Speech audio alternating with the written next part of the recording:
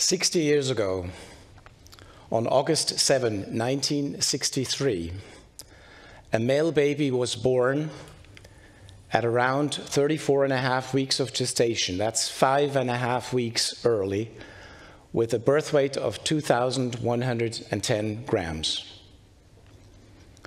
Soon after birth, this baby developed severe respiratory distress, and he therefore had to be transferred from Otis Air Force Base Hospital on Cape Cod to the Boston Children's Hospital in Boston, Massachusetts.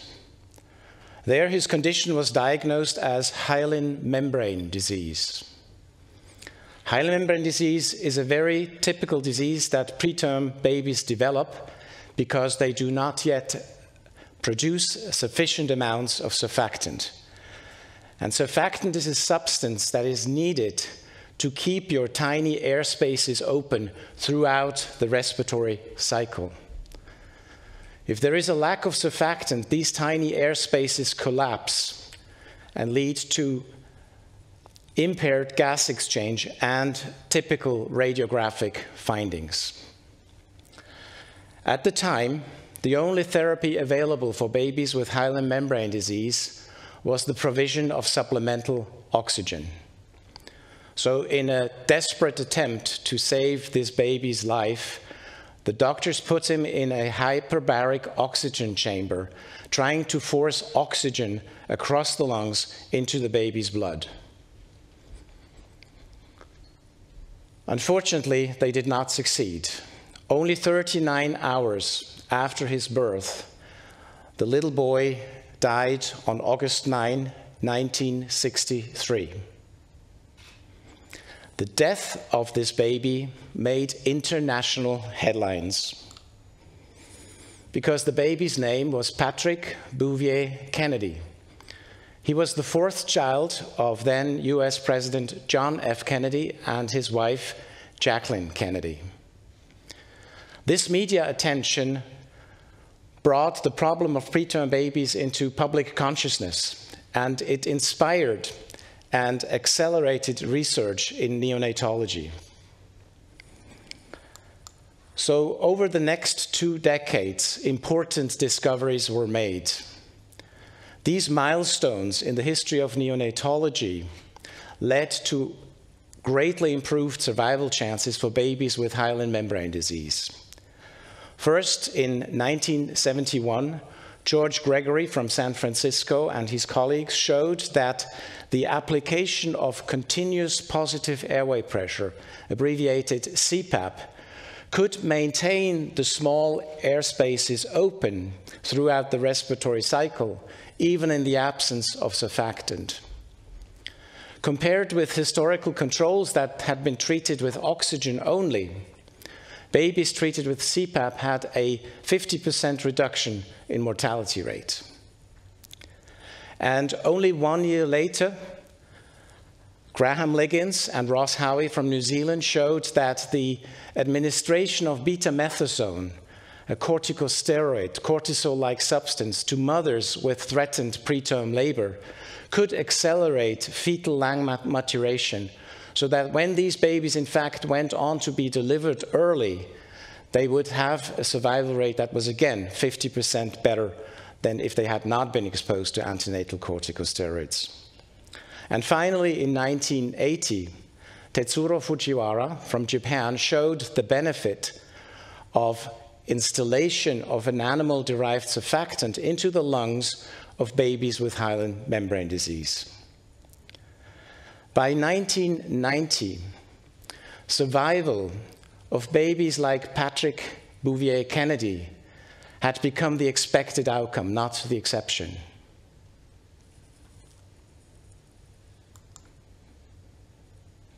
In the year 2000, at the United Nations Millennium Summit in New York, 191 member states signed the so-called Millennium Development Goals, MDGs. Among the 8 MDGs and its 21 targets, MDG 4 had only one target: to reduce the under 5 mortality rate in every country of the globe by 2/3 in the time period between 1990 and 2015. The under 5 mortality rate is defined as the number of children who die before the age of 5 expressed per 1,000 live births. While undoubtedly a lot of progress was made, in the year 2022, there were still 4.9 million children who died before they could celebrate their 5th birthday. Half of these children died in the neonatal period. That's the first 28 days of life. And most of these deaths occurred in low and middle income countries, notably countries in sub-Saharan Africa and Southern Asia. This observation cannot simply be explained by population sizes or fertility rates. In fact, the gap between different high and low and middle income countries in under 5 mortality rates has remained large. For example, in 2022, the under 5 mortality rate in Switzerland was 3.8 per 1,000 live births, compared to an average of 71 per 1,000 live births in sub-Saharan Africa, with the highest under 5 mortality rate reported from Niger at 117 per 1,000 live births. In Namibia, a country I will talk about in a minute, the under 5 mortality rate was lower, but with a value of 39 per 1,000 live births, still 10 times as high as the under 5 mortality rate in Switzerland. In 2015, my wife, a pediatric nurse, and myself, pediatrician and neonatologist, were invited to visit hospitals in the north of Namibia to assess the quality of neonatal care. Our initial work focused on the government hospitals in Rundu in the poor Kavango East region and Katima in the even poorer Zambezi region. Now, even though we had done similar missions in the past in the Ivory Coast and the Gambia, we were once again deeply impressed by what we saw. For example, in 2015, we came across this 3-day-old, moderately preterm baby at Rundu State Hospital. Obviously, this baby was in great respiratory distress, and as was the case for Patrick Kennedy in 1963 in Boston, the only therapy available for this baby in 2015 in Rundu was supplemental oxygen. But even at high flow rates, the oxygen saturations were dangerously low. When we applied a little handheld CPAP device designed for short-term use in delivery rooms, the baby's saturations rapidly increased to near normal values. Now, for obvious reasons, it was not possible to provide this support over the next several days. And therefore, we asked the nurses to apply CPAP for 15 minutes every hour, hoping that this would help the baby to survive until his lungs would start to produce its own surfactant, which could be expected to happen over the next 2 or 3 days. The next day, this baby was still alive.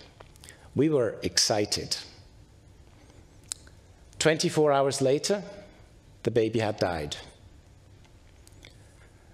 When we asked the nurses what had happened, they told us that there had been too many admissions overnight, and given very low staffing in such environments, it was not possible to provide CPAP as ordered. Now, unlike the death of Patrick Kennedy in Boston in 1963, the death of this baby in Rundu in 2015 did not make the headlines. This death remained anonymous. It did, however, prompt my wife and myself to start our own pilot project in the north of Namibia. From our previous experiences, we knew that there would be at least 4 important prerequisites in order for new interventions to succeed.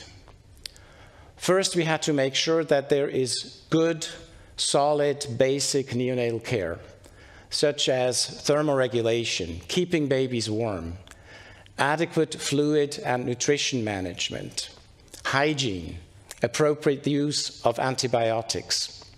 If these basics would not be covered, new interventions would not work. Second, we needed to find a CPAP device that was adapted to a low-resource environment.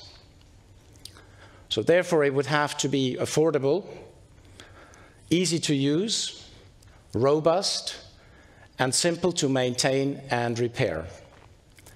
More sophisticated equipment, like we are used to in high-income countries, would not last long because there is no technical support. And we have seen many places where such equipment ends up in what has been adequately called equipment graveyards. Third, we needed to find local leaders who would walk the way with us, and we would have to provide thorough and recurrent training to all of the healthcare professionals involved with the care of newborn babies. And finally, we needed to measure the impact. So we needed to collect statistical data on mortality rates. Could we learn from the lessons of the history of neonatology and bring that knowledge to low-resource countries?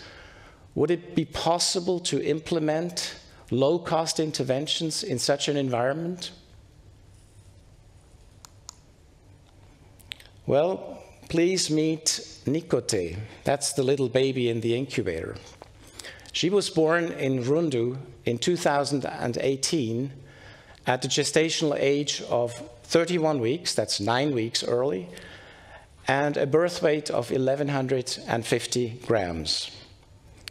Not surprisingly, she rapidly developed respiratory distress soon after birth, but fortunately, she could be supported with a CPAP device that had been introduced just 1 year earlier.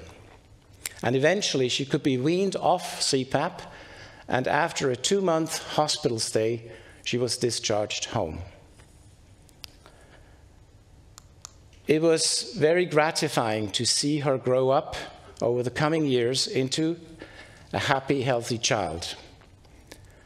Just 1 month ago, I had the opportunity to visit Nikote and her family in their village.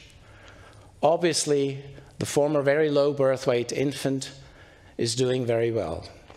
It is fair to say that she would not have survived without CPAP support.